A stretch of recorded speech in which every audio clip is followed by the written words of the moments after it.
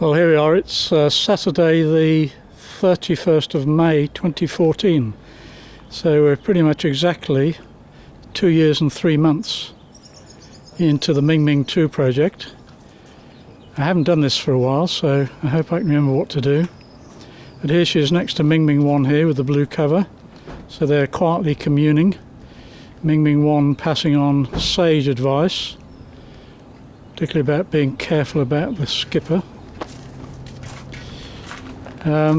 But since the last sailing reports, there's a lot been happening over the winter.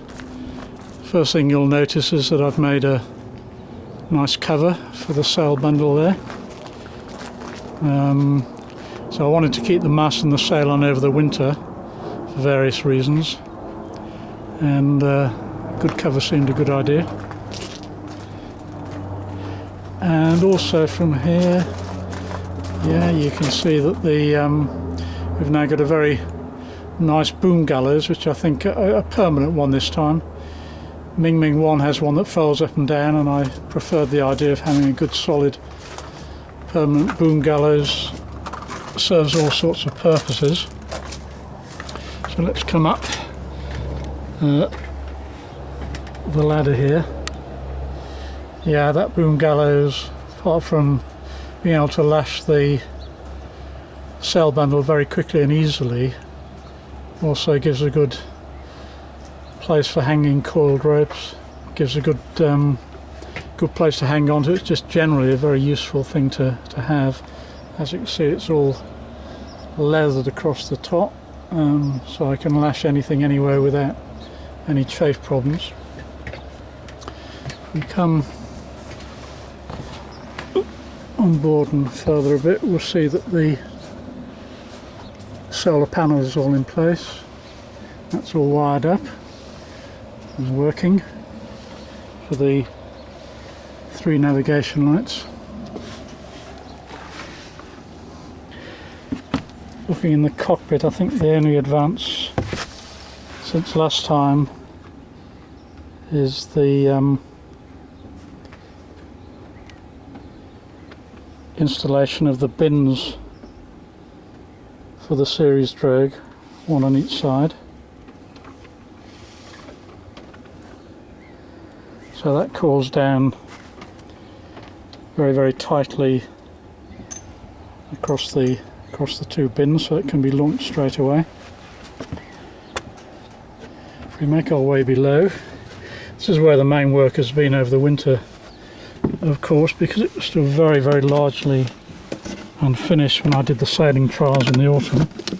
Had no proper companionway. So here we are. So we can see first of all that we have the luxury of a starboard bunk and a port bunk. I'm almost embarrassed by the amount of space and relative luxury down here. We made the bunk cushions and covers at home, so that gives me 2 full-length berths, and you'll see here on each berth are the webbing straps for tying myself in the hope that I don't break a rib again. Also a little cushion on the lower companionway step. That makes a nice seat if I want one. I come back a little bit so you can see the companionway better. So I just need to... Okay, you can see, let's start at the bottom, might be the best way. First of all, you can see that there's a funny pipe coming out of here, and that's because that's for the bilge pump, which goes down to the strum box, way down at the bottom of the keel there. The main problem I had was that I had managed to buy a very, very big whale bilge pump. I work on the principle that the smaller the boat, the bigger the bilge pump you need, because water can do much more damage much more quickly in a small boat, so you need to get it out quicker. The problem was where to put it, so I solved this problem. If I take this off, first of all we'll see that in the top of the step here there's a little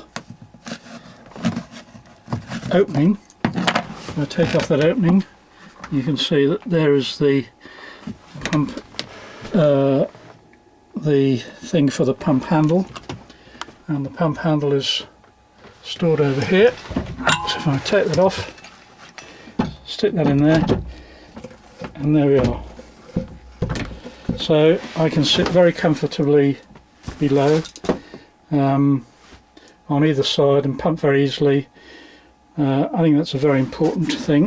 If I just undo these here, take this off, you can see the pump under there. I forget the name of it, but it's actually, I think, the biggest well pump you can get. Double diaphragmed, and it shifts, I don't know, 50 gallons a minute or something.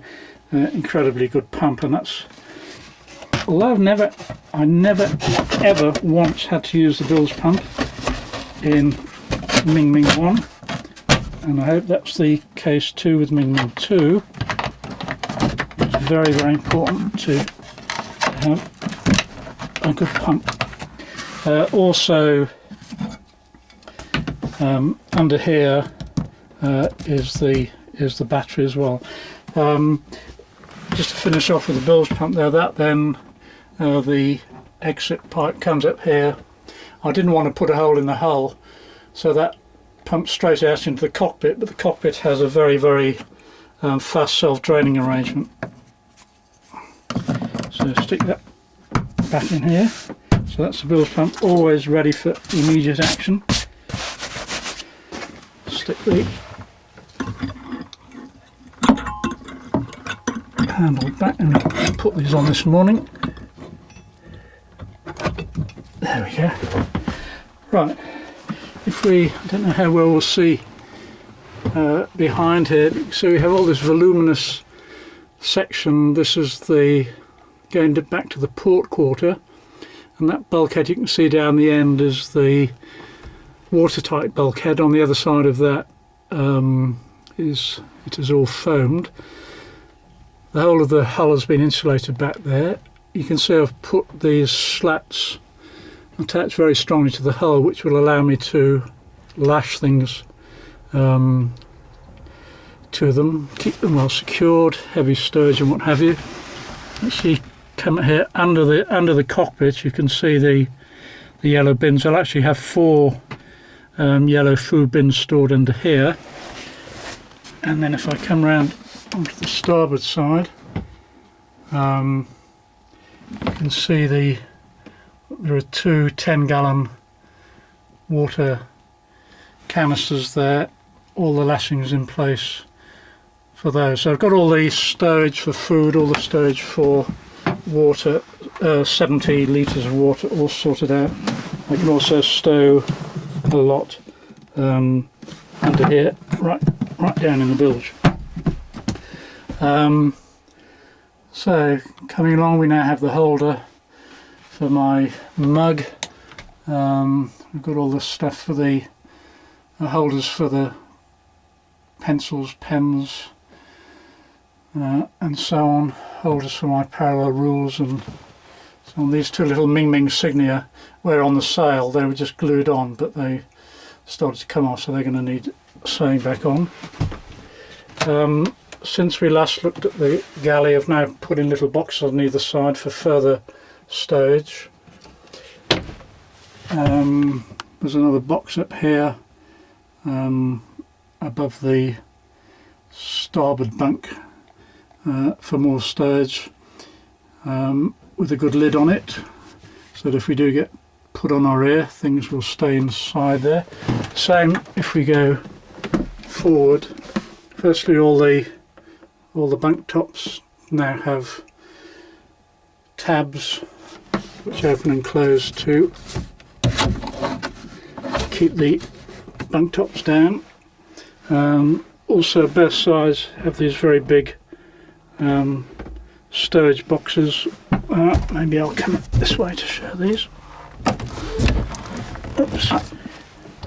So each side big stove boxes again with good cloth lids on them, keep things in their place. So they're identical, one on the starboard side, one on the port side here. Up here is another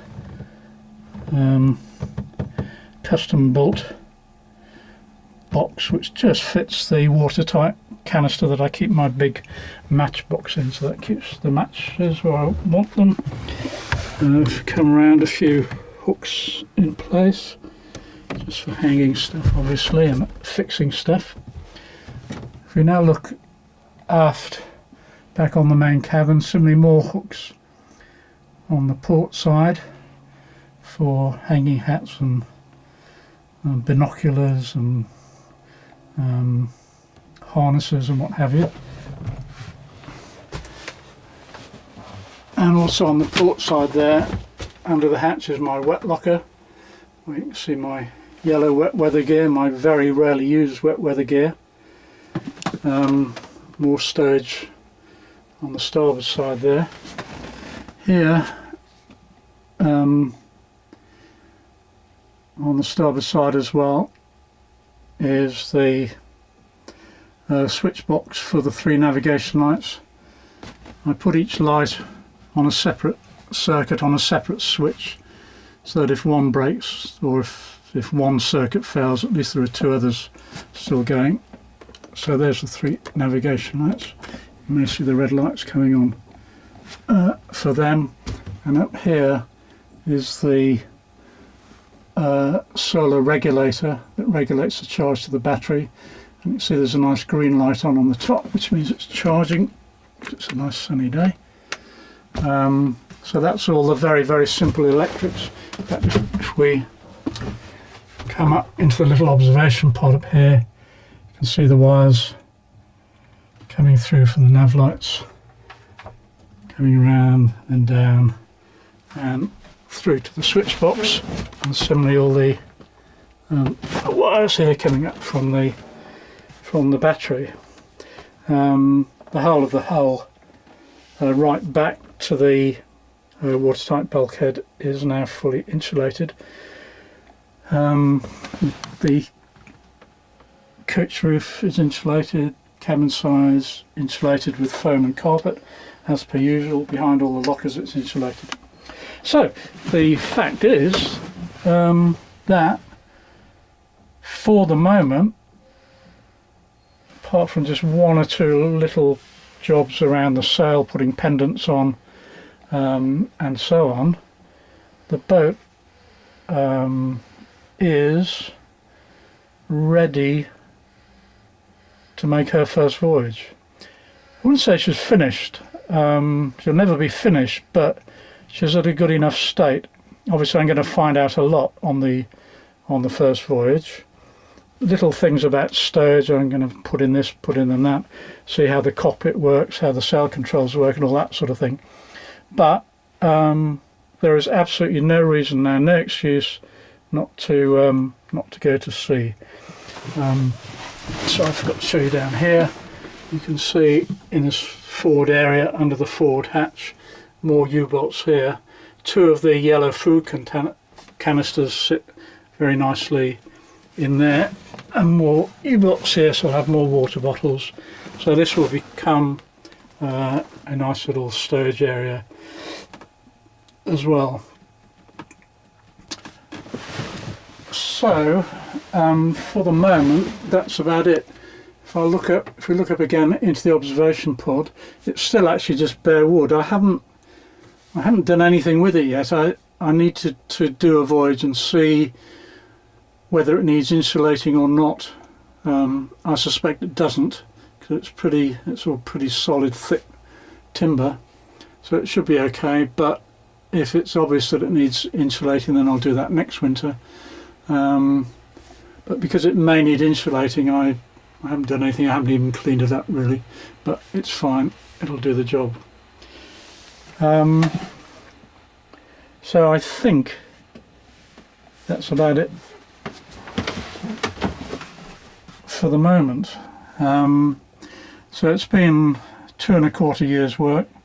extremely hard work, but very satisfying, and I hope that the next report that I make on Mingming II will be somewhere on the high seas, somewhere north of Scotland or in northern Scotland, heading for this year the Barents Sea, Franz Josef Land, East Spitsbergen, and hopefully, if the ice allows, an anti-clockwise circumnavigation of the Svalbard group.